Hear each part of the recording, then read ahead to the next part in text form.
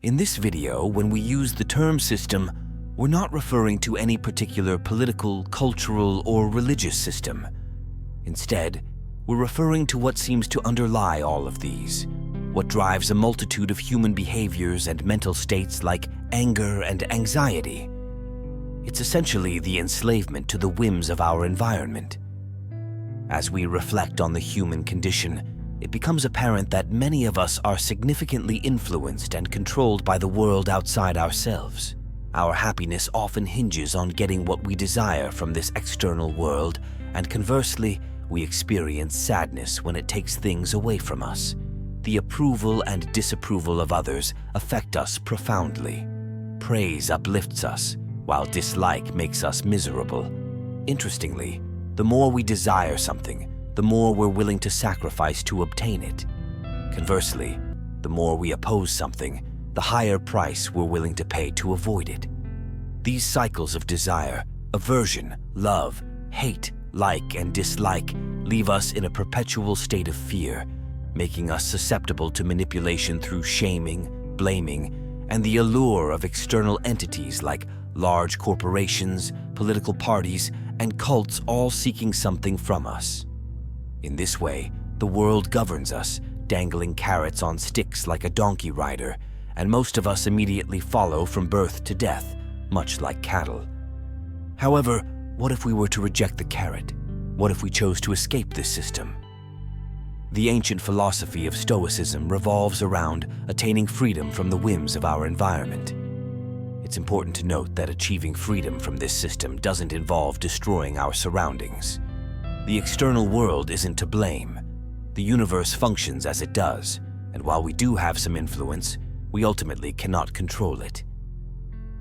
The outside world, with its inescapable conditions like sunshine, rain, and wind affecting a farmer's crops, imposes itself upon us.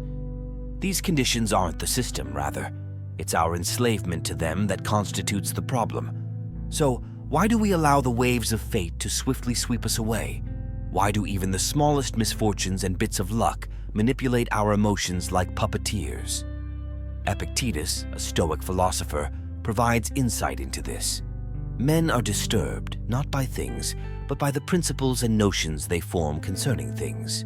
For instance, death isn't inherently terrible, as evidenced by Socrates' perspective. The terror lies in our perception of death as something terrible. Hence, when we face hindrances, disturbance, or grief, we should attribute it not to others, but to ourselves, to our own principles. The system operates as long as we feed into it. The more we attribute tragedy and fortune to what's natural and beyond our control, the more our emotional state is determined by chance. Fortunately, Stoicism offers us invaluable wisdom to break free from this system. Here are 7 Stoic principles that can guide us in replacing a highly vulnerable, erratic, and tumultuous way of living with a peaceful and liberated existence. Before we begin, please do verify if you're subscribed, and as usual, don't be weak. Stay until the end. Don't miss the chance to master your emotions. Be sure to sign up for our mailing list to receive weekly doses of inspirational content where we delve deeper into the timeless wisdom of Stoicism and provide practical insights for modern living. Simply click the link provided in the video description below to join our community of seekers and receive our exclusive updates. Number 1. Maintaining cheerfulness, regardless of circumstances. How much time have we wasted hoping for favorable outcomes and dreading the arrival of unfortunate events? How many hours have we spent in tears because the future unfolded differently than we had envisioned? Humanity has become adept at grappling with fate and consequently enduring the inevitable pain it brings. Our resistance to uncertainty has become a lucrative industry, and our fear of adversity provides an opportunity for exploitation. Many attempt to sell us promises for the future, offering illusions of safety, protection for ourselves and our loved ones, and guarantees of avoiding unpleasant experiences. As slaves to our preferences and aversions, we try to outsmart fate by manipulating our surroundings to ward off misfortune. However, we cannot lock every door in the vast mansion of life.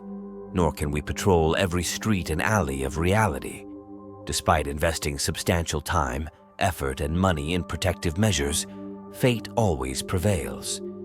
Therefore, true escape from the system lies in accepting whatever comes our way, instead of paying a hefty price to futilely resist the inevitable.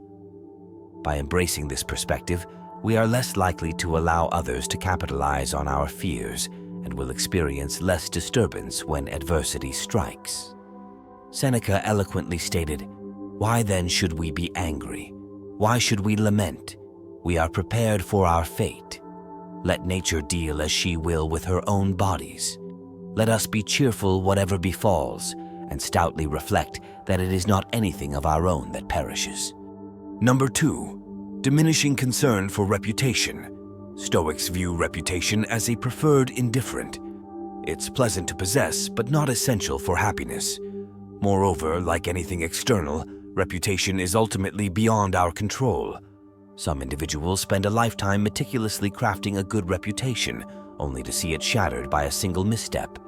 Conversely, others lead lives of misconduct and complete disregard for their societal standing, yet they suddenly attain fame and admiration by chance. The conclusion is clear. Reputation is as capricious as the wind. The more we value our standing, the more we become reliant on the opinions of others, which are inherently unpredictable. Additionally, when we overly concern ourselves with others' opinions, we make ourselves susceptible to manipulation and exploitation, ultimately becoming enslaved to the environment. Epictetus argued that our desire for a good reputation should not hinder our mental well-being. If necessary, we should be willing to accept things like shame, blame, exclusion, and ridicule, if doing so allows us to attain tranquility and freedom. These latter states are within our control, and thus unaffected by and independent of the opinions and judgments of others. Number 3, developing the skill of endurance. Most of the time when we find ourselves in an undesirable situation, our immediate inclination is to seek a quick escape. However, this is not always possible. Consequently, we often resort to complaining, lamenting, and feeling miserable, believing that we are entitled to a better circumstance. In truth, we are not fundamentally entitled to anything, and many times the best approach to handling a situation is to endure it. How often have we strayed from our chosen path, betrayed our moral compass, or compromised our values simply because we were averse to enduring pain? Pain wields great power, compelling good people to engage in unethical behavior or refrain from performing virtuous deeds. Pain remains a tool for control, and in our endeavor to evade it, we inadvertently fall into the trap set by those attempting to exert control over us. Thus, we become willing to trade our freedom for a little respite from pain and discomfort. If enduring painful situations proves to be challenging, we can turn to the wisdom of Marcus Aurelius. His meditations teach us that endurance isn't necessarily negative. Endurance can serve a purpose, offering something beneficial to us, even if its consequence might be death. In his words, everything that happens is either endurable or not. If it's endurable, then endure it.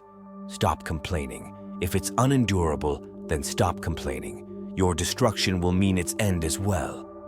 Just remember, you can endure anything your mind can make endurable by treating it as in your interest to do so, in your interest or in your nature. This approach can be likened to Albert Camus' interpretation of the Greek mythological figure Sisyphus. The gods condemned Sisyphus to eternally push a rock uphill. His path to liberation lay in fully embracing his fate, such that his punishment ceased to be punitive. Number 4, letting go of people. Strong attachments to individuals can have profound and often detrimental consequences. These attachments can lead us to a point where the fear of losing the person we're attached to starts dictating our lives, compelling us to make desperate moves to avoid the inevitable separation. The love story between Padme and Anakin in the Star Wars prequels vividly illustrates the dangers of unhealthy attachments, showcasing how they invite dark forces to manipulate and enslave us. palpating effectively, exploits Anakin's fear of losing Padme, resulting in dire consequences. Had Anakin approached love differently, not in a suffocating, fearful, and possessive manner, but based on freedom, trust, and detachment, the dark side would have been powerless over him. Epictetus offers stern but potent advice concerning attachment to things we hold dear, suggesting that we should view them as they truly are, destined to break or perish. He advises us to remind ourselves that our fondness extends to general categories, not specific instances. For example, if we love a ceramic cup, we should understand that it's our fondness for ceramic cups in general. This way, if it breaks, we won't be unduly disturbed. Likewise, if we kiss our child or spouse, we should perceive them as human beings, so we won't be devastated if they were to pass away. Number 5. Letting go of material possessions. The societal rat race, where people invest countless hours in jobs they despise and endure exhaustive routines, is driven by the relentless pursuit of material possessions. Society conditions us to believe that happiness is conditional, hinging on various external circumstances such as a specific income, social status, a particular group of friends, or a house in the suburbs. As long as we lack these, we're made to believe we cannot be happy. However, we need to question the worthiness of these pursuits. These pursuits primarily fall under the domain where fate and fortune hold sway. Engaging in this pursuit is akin to wrestling with forces we can never truly overcome. In his letter to Lucilius titled On True and False Riches, Seneca questions the value of these material possessions, the gilded couches, jeweled furniture, and the like. Do they genuinely bring us happiness, or are they tools for flaunting a feast of the good life?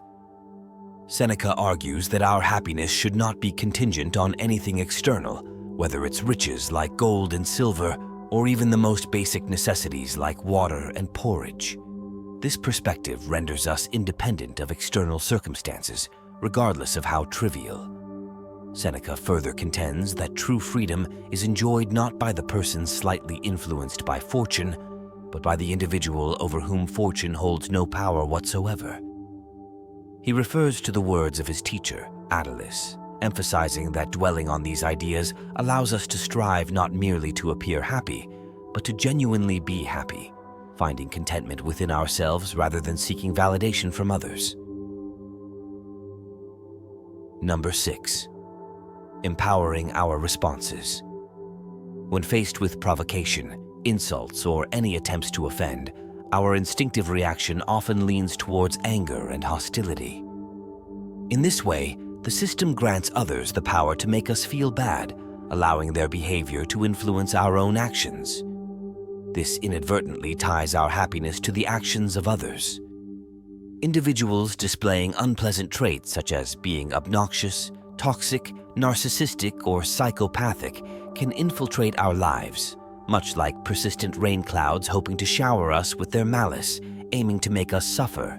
However, we possess a crucial choice, as Viktor Frankl noted. Between stimulus and response, there is a space. In that space is our power to choose our response. In our response lies our growth and our freedom. If we respond to these individuals with anger, fear, or hostility, we essentially hand over the key to our emotional well-being. Conversely, choosing to be indifferent to them prevents them from infiltrating our hearts and minds, merely polluting the space around us. By making this choice, we safeguard our freedom and inner tranquility. The lesson here is clear. We are only slaves if we choose to be or fail to realize that we have the power to choose freedom. Number 7. Embracing mortality. The Stoics contend that a virtuous life holds greater significance than a long life. While we have no control over the length of our life, we do possess agency over the quality of the life we lead. Fearing death might lead us to exist merely to avoid it, rather than truly living and making life exceptional.